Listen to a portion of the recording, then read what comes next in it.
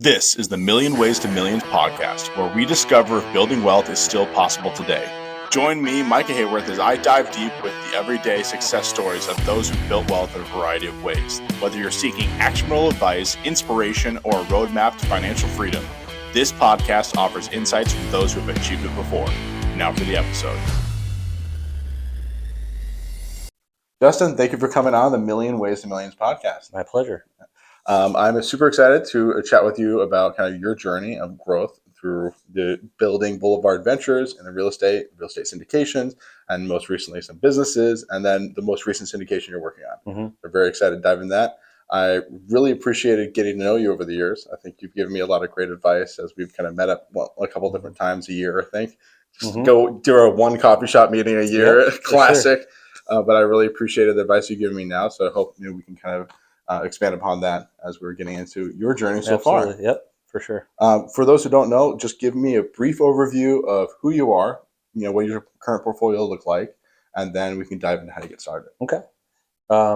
Just to kind of give you a little background, I started off kind of in the corporate world. I worked for a large service company, Fortune 1000 company, and I was kind of a lifer there, right? I did the management trainee and then sales manager. I got transferred from where my wife and I lived in Colorado out here to Minnesota, and was a general manager for our Maple Grove location. One day I got basically a notification for a conference call that we all had to hop on as general managers, and it turns out we're selling our division. So I kind of had after a 10-year career, I had a little bit of a light bulb that went off that, hey, you know what, I might have to look at something other than just W-2 type of income.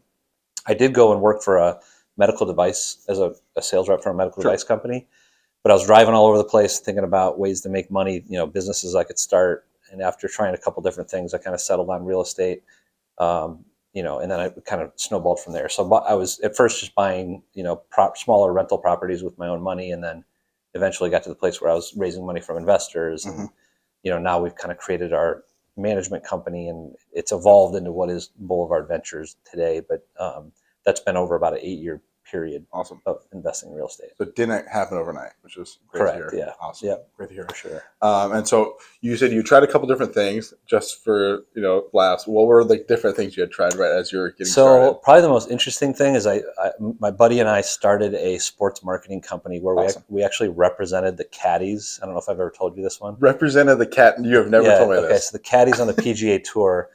So basically, a buddy that I'd known forever was a serial entrepreneur, and his next venture was something that he wanted to involve me in the sense that we were going out and basically being agents for the caddies on the PGA Tour. So, they're all individually kind of entrepreneurs actually themselves, right? They work for a player. Contractors or something. Yep, yeah. They're contractors and work for a player, but they don't have things like health insurance, right? And that was one of the things they really wanted to do. So our thought was we could go out, we could brand their hats or their collars or their sleeves, and make income for the association of professional tour caddies that they had all formed, so that they could get health insurance and, that sort of thing. So we were like commissioned agents, basically.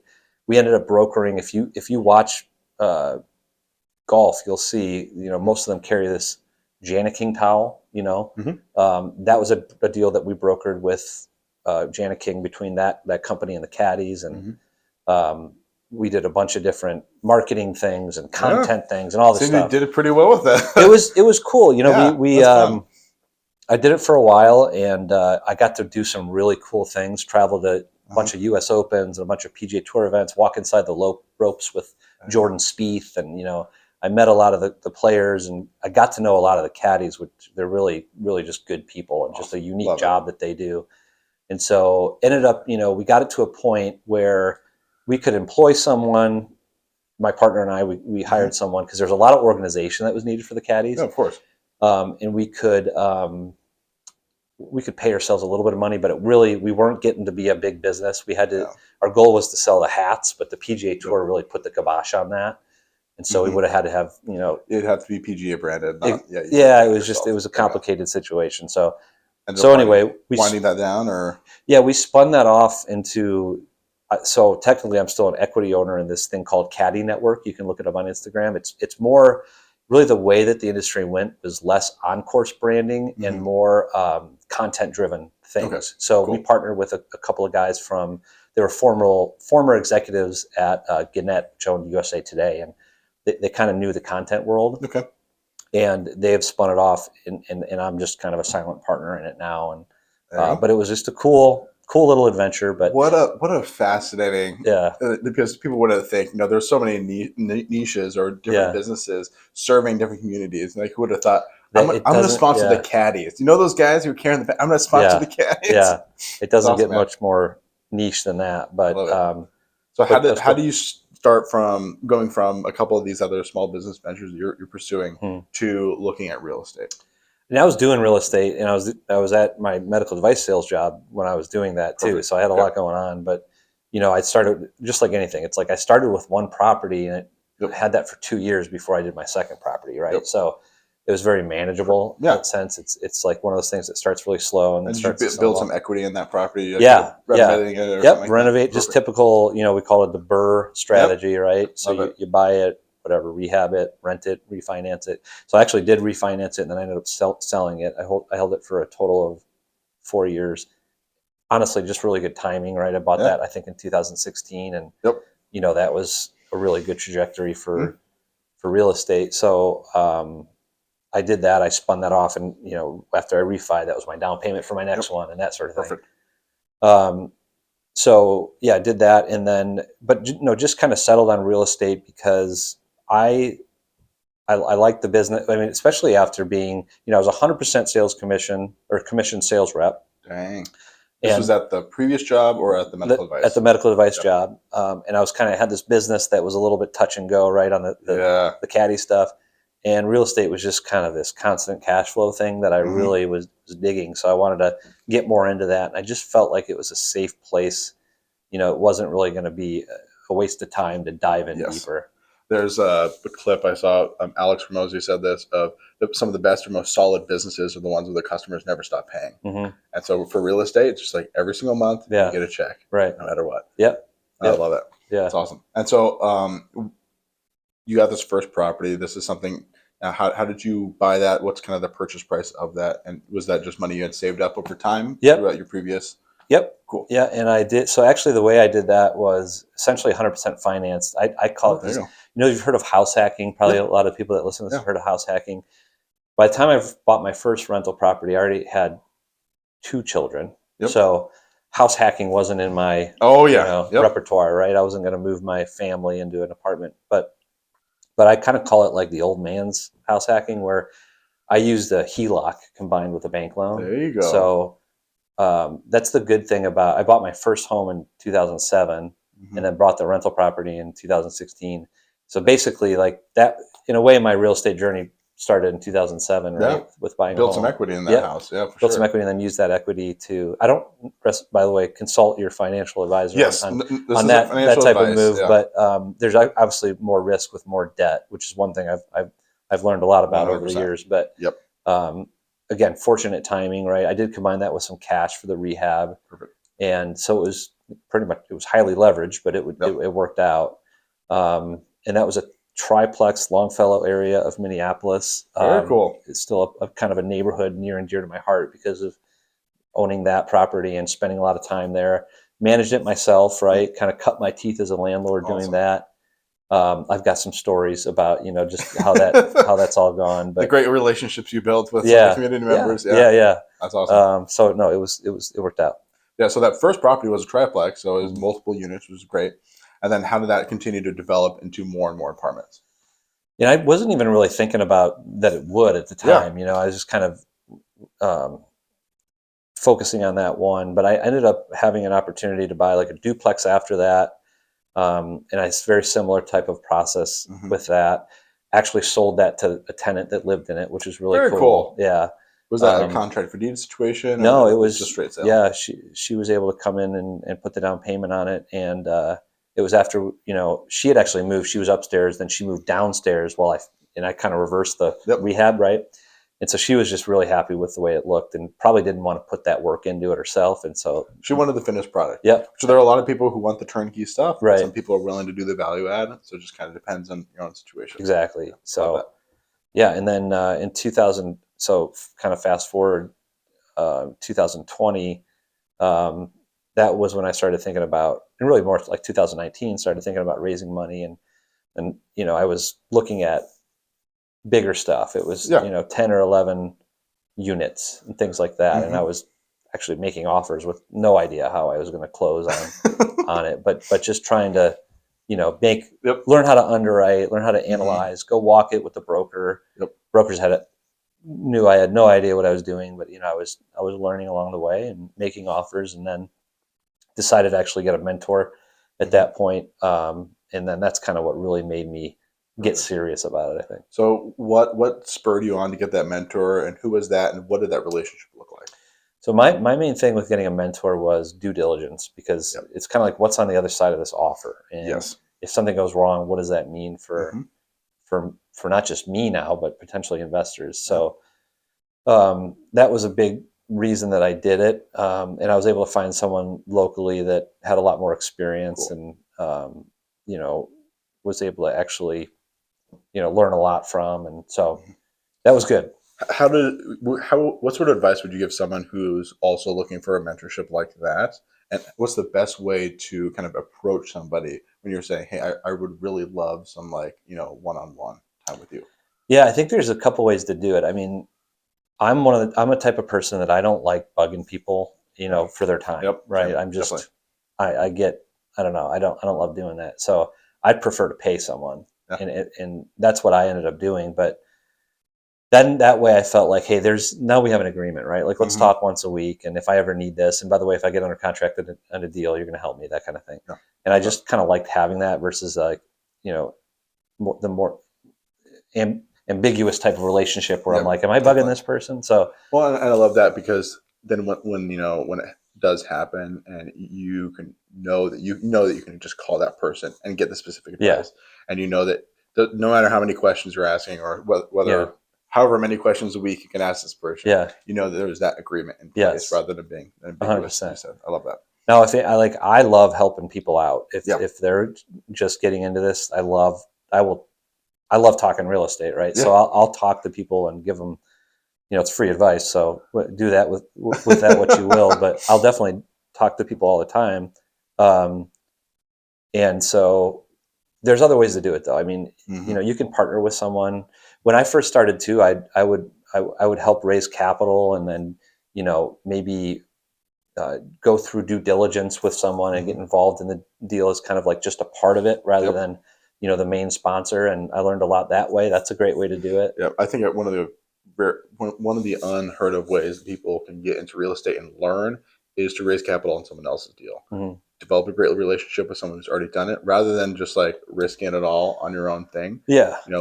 Because that way you're essentially, think of it like you're valuing that your investor's capital more, because you want it to be with someone who's done it before. Yeah. This isn't your first rodeo. Right. But then it's a great way to go through the due diligence process, like you said. And I think it's a responsible way to do it. Now, make sure you have a lot of trust, and you've vetted.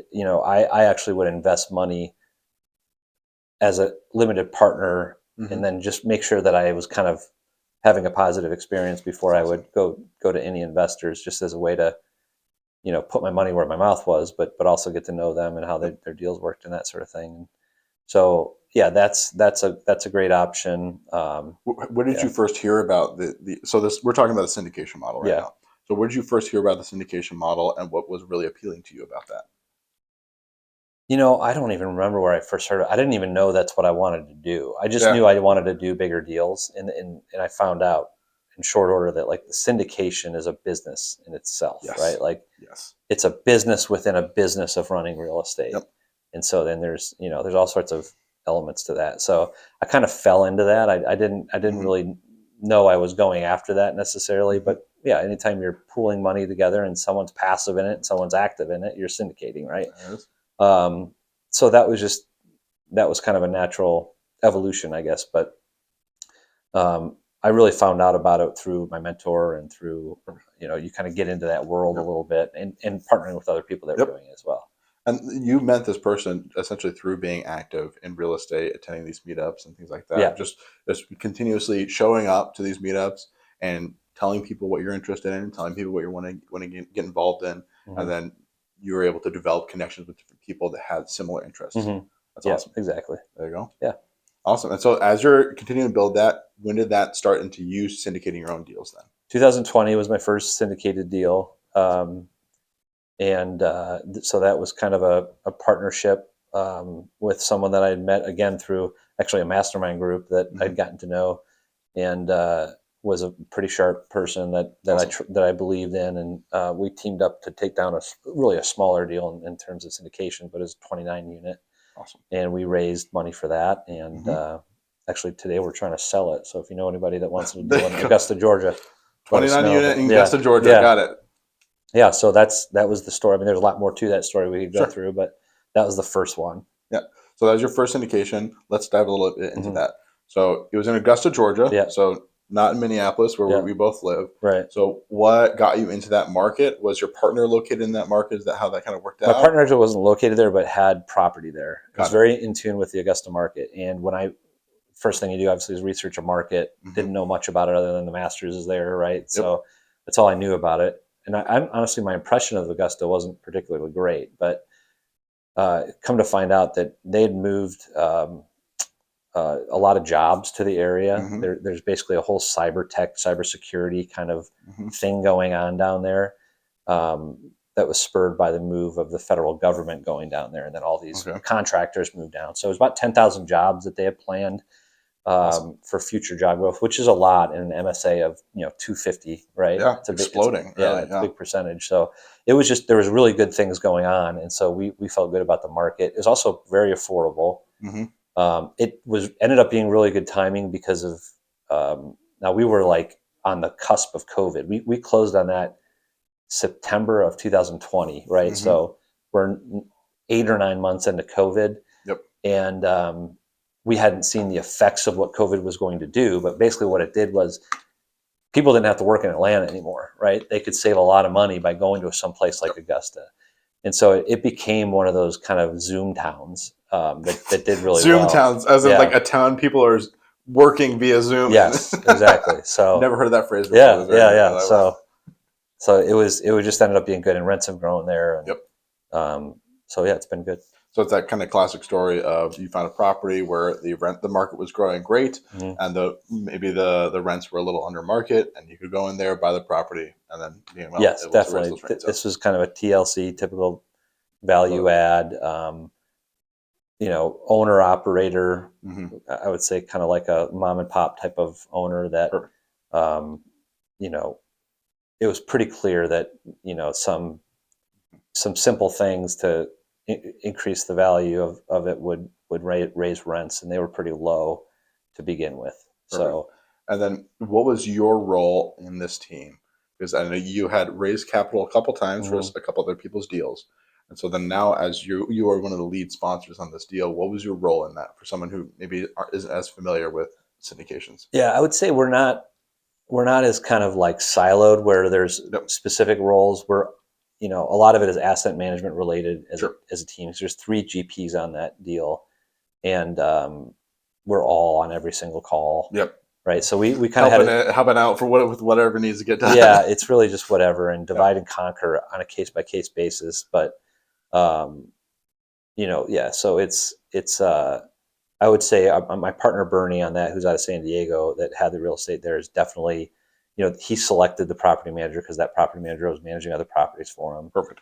But we're all kind of involved in decisions and that sort of thing. So we're all pretty equal involved. Awesome.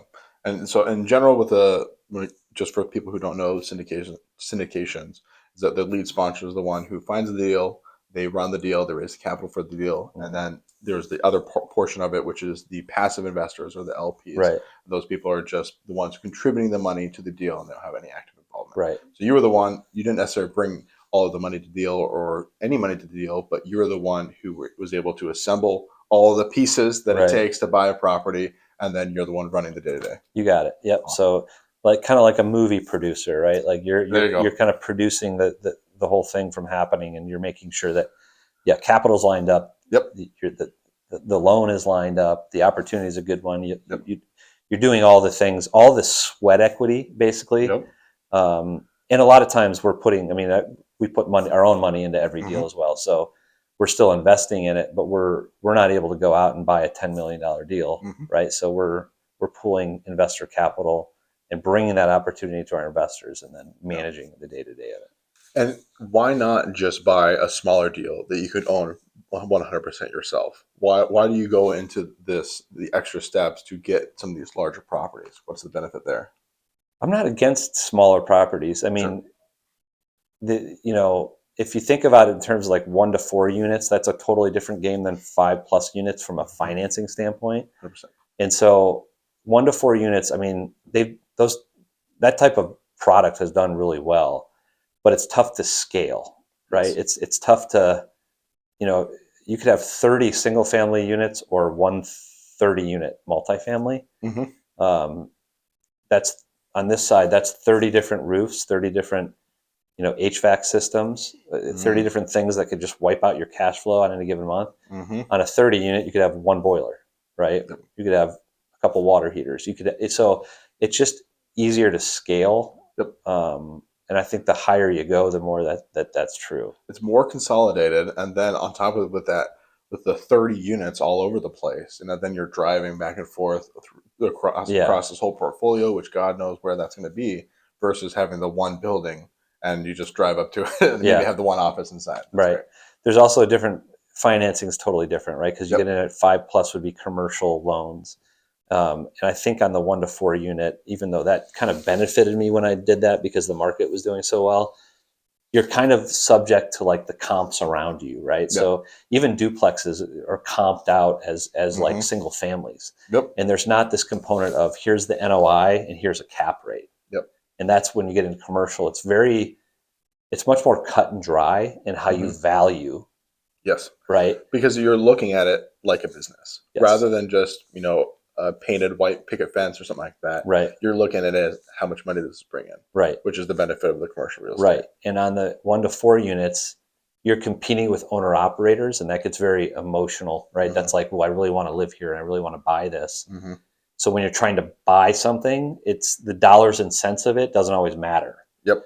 Now that benefited me on the sales side, right? Because it definitely, you saw these like increased values, but when you're trying to buy real estate and hold on to it, it's tough. It's tough to get a lot of those duplexes, and you're probably losing out on a lot more. Now we still lose out on a lot of deals on the commercial side as well, but we're all kind of valuing things about the same. But once you get to a certain unit count and above, all the operators or the people who are owning these are pretty sophisticated people. Now you can't run a 50+ unit building if you're doing back in the napkin sort of stuff or doing kind of amateurish sort of moves. You find a couple of those DIY landlords, but you're dealing with a different kind of owner, which can help as far as scaling a business and having this commercial operation. Yeah. I think the higher unit count you go, the less inefficiencies you'll find, generally speaking. But love it. So as you're continuing to scale, and now you have partnered with your partner Dan, you've started Boulevard Ventures. How has that operation been? And I know recently you even started bringing in all of your property management in-house. What caused you to take that step, and how has that been so far? Yeah, I mean the main driver for that was just firing enough third-party managers that we were like, we should really figure out a way to do this on our own. Yep. And so that was about 1.5 years ago that and this was during a time when real estate acquisitions was really slow because nothing was trading, because that was kind of like this historic rise in interest rates that happened.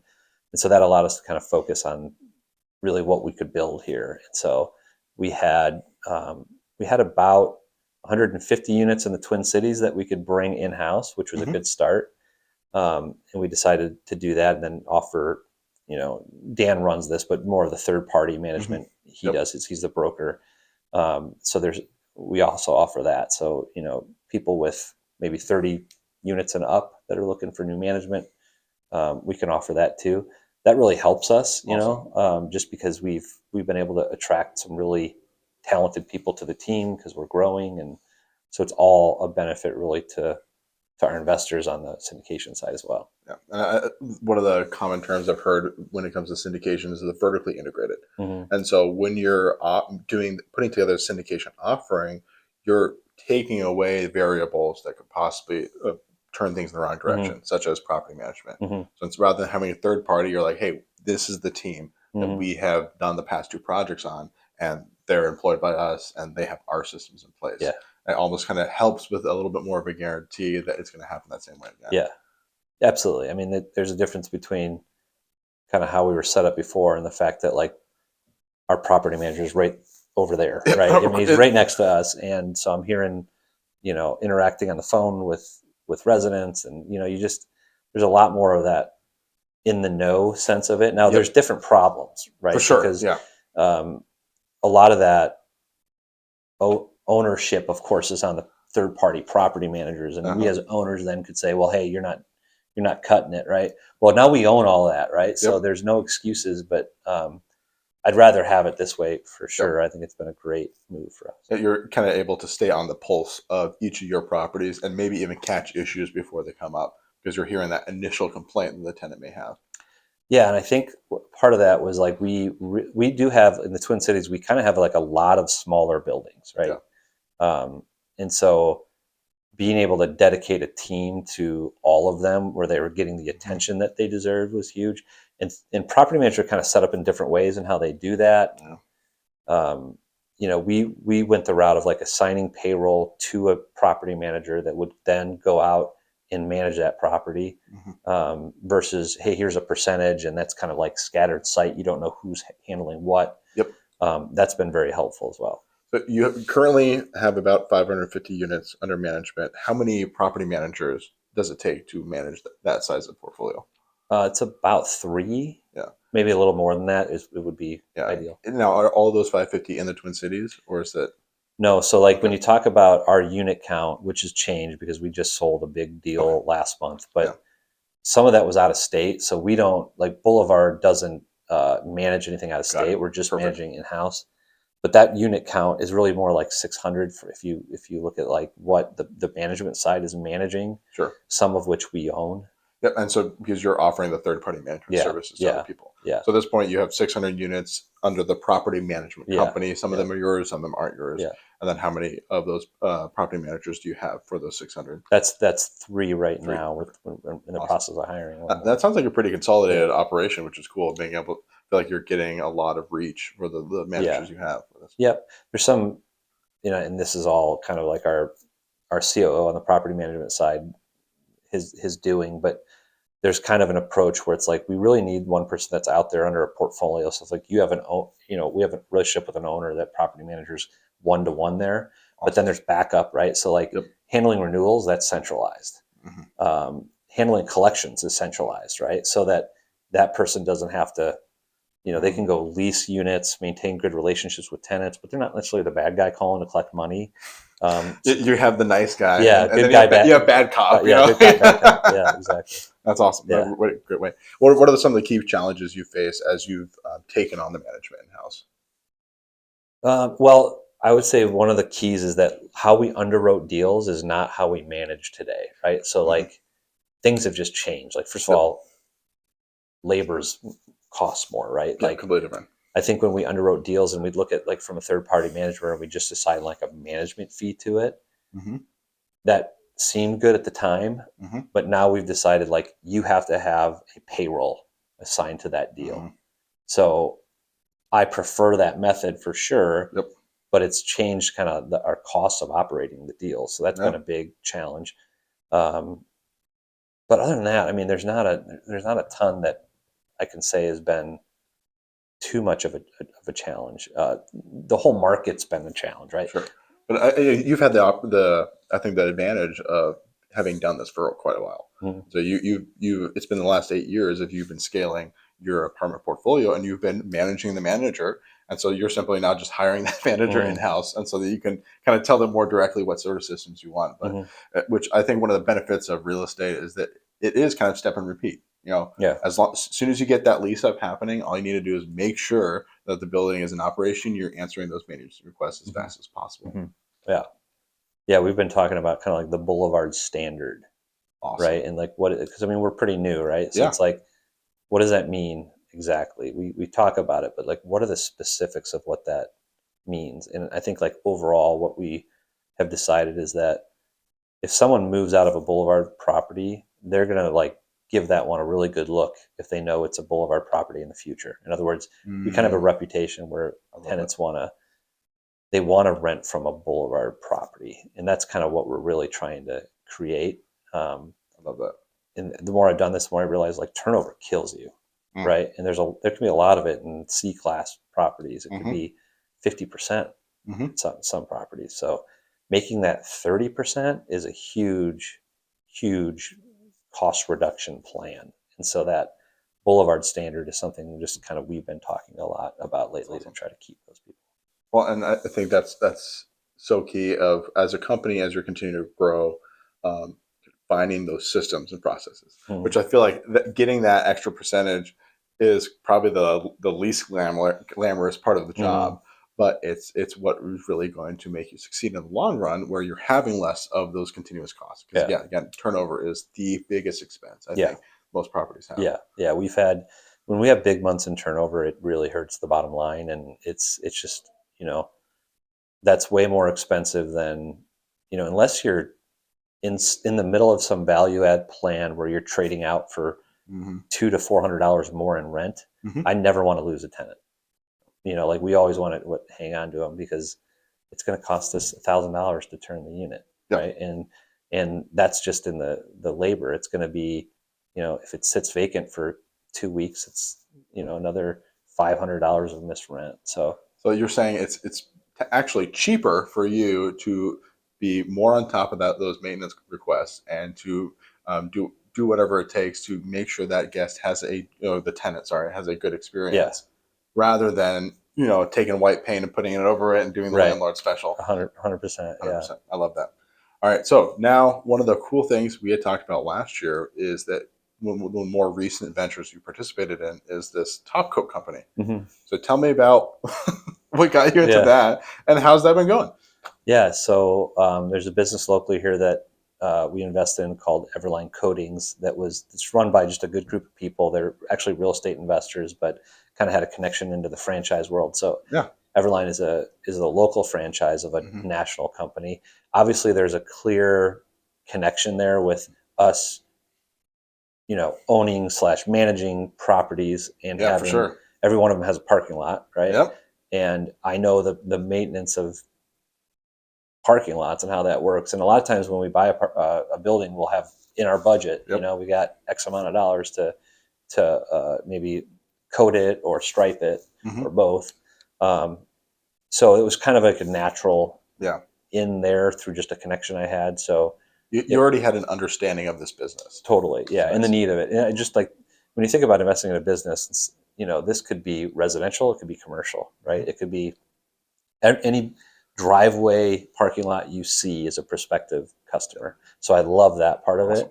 And I loved, I loved kind of the freeze thaw that we have in Minnesota is very damaging to so you got to maintain these things, right?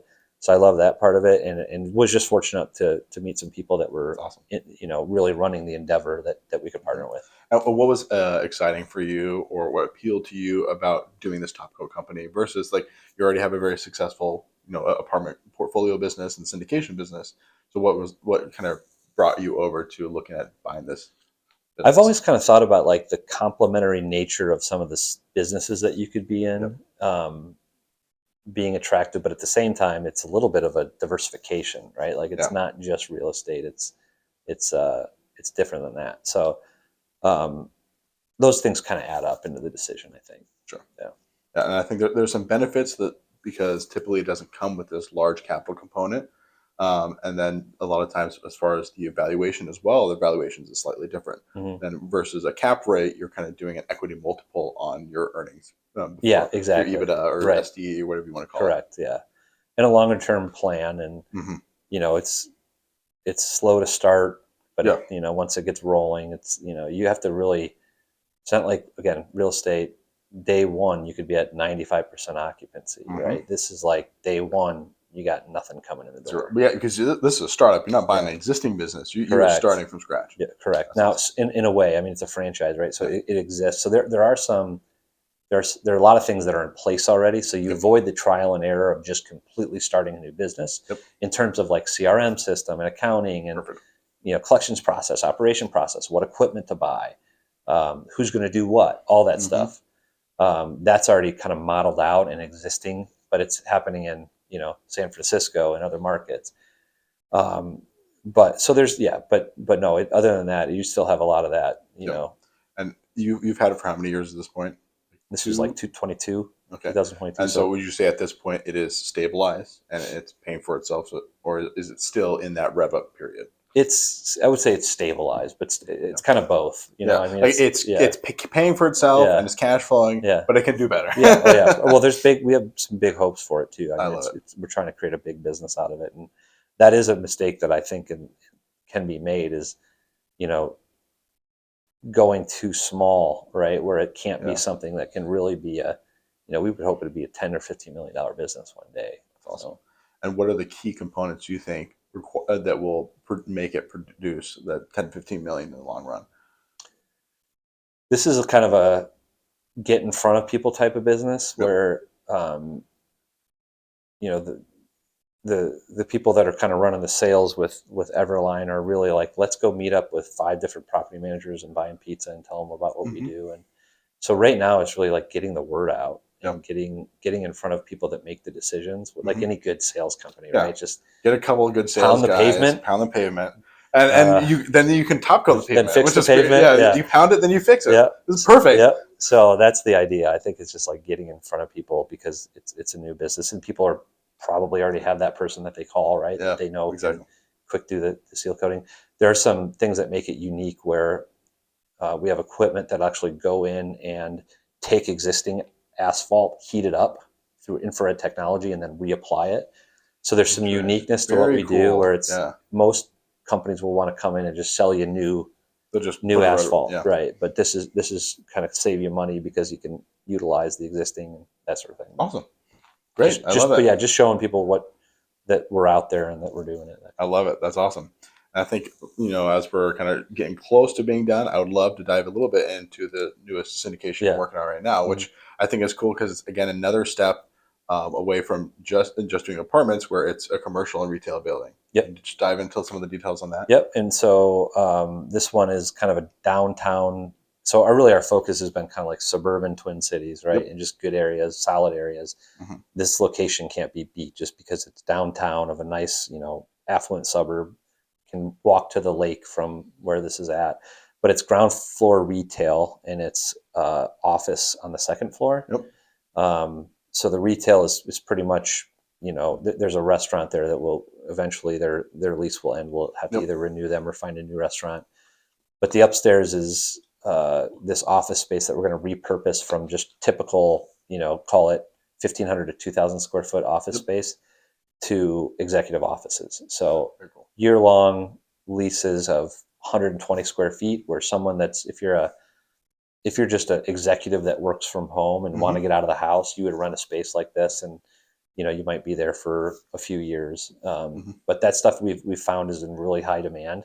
Whereas these larger office spaces aren't. There's just, with people working from home, I think we're kind of seeing like people are over working from home. They want to have some space. They want to go somewhere. Being holed up in your house, maybe it's not necessarily healthy for your mental well-being. So that's awesome. And so what kind of spurred you on to this the very different business model than renting out apartments? Now the retail is great because triple net lease or something like that. Definitely there's I see a lot of appeal there. But then this is a business. Having these kind of smaller units that you're renting out plus maintaining that commercial space. I mean the retail is great. The triple net is very attractive just because again when you see things like in the multifamily world we see insurance premiums rise like crazy, right? And so it's not as easy to offset that as it is in retail. And with the office space, just seeing the demand. So actually, my partner Dan had rented space in the same area, and knew that there was like a 12-person waiting list on some executive space, like a couple blocks away, and that was kind of what spurred the idea. And then we toured another place that's not too far from there to get a sense of like how they did it and what rents they were getting, and the demand's crazy. So we actually that place that we toured had 2 offices, I think, where nobody even goes to the office. They just use it so that they can have an address physically in the city, so that Google will register them as being there, which is a requirement for them.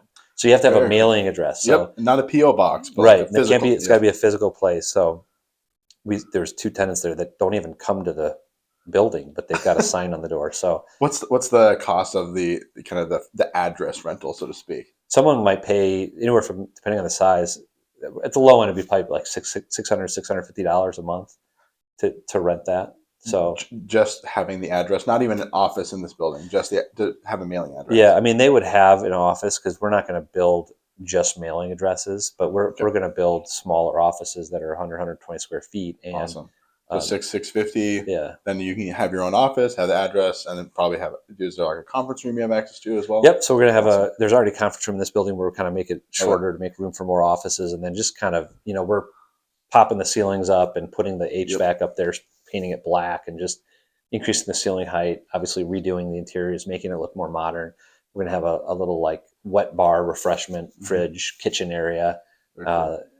And then, so it'll be a little more better amenitized as well. Well, it's kind of like just all the benefits you'd have of renting yourself a larger office space, but then it's for just this, nominal fee, which is great. I love that.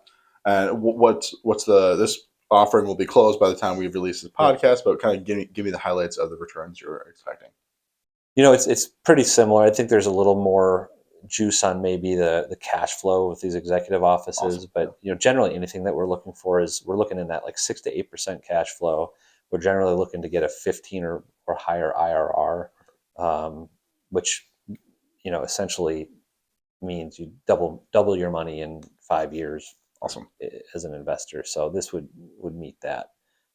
Love it. And is this a deal for you that you would be excited to own for the long term, or are you just planning on the 5-year time horizon? Excited to own it for the long term. I mean, you can't beat the location of it. So I think, we always underwrite to 5 years, and our understanding that we have with our investors is kind of like, hey, if there's an opportunity to maybe refinance this, then we would want to hold, unless we find out something about it that, you get in there and you're like, oh, maybe this isn't as long-term hold. But this is a 1980s vintage. It's not, it's not brand new, but it's not that old either. Yeah. So I think I could see us hold on to it for a long time. Awesome. Well, as we're wrapping up here, I'd love, just give me a couple good tips for people who are looking possibly to get into syndications, or maybe interested in some of the other things you're doing. What's a good way for someone who's looking to get into it to get started, or to start learning about it?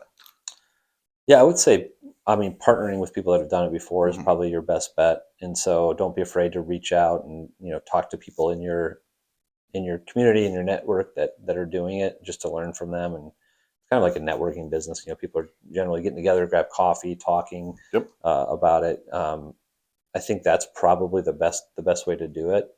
And see how you can start to kind of partner in a small way with people that have been doing it for a while, and go from there. Love it. I think one of the big tips I've heard is people want to do business with people, not just a business, not just a random business card, but they want to do business with people they enjoy being around. I think that rings true. So being able just to sit down and have a cup of coffee and having these good conversations and make solid connections with people. Sure. It's definitely exactly what you're talking about. It's important. Absolutely. Awesome. Well, Justin, thank you for sitting down with me. I appreciate it. Yeah. Thank you for letting us use your office. Yeah, of course. This is where we're currently sitting. So I appreciate that, man. Thank you. My pleasure. Thank you. There you go.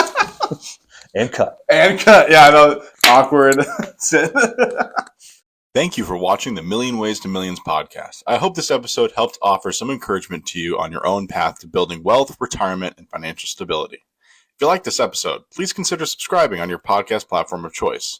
If you want to watch the video version, check it out on my YouTube channel, Micah Hayworth. If you want to see more, follow me on Instagram at Micah Hayworth, or Twitter at House Hayworth. Thanks for watching.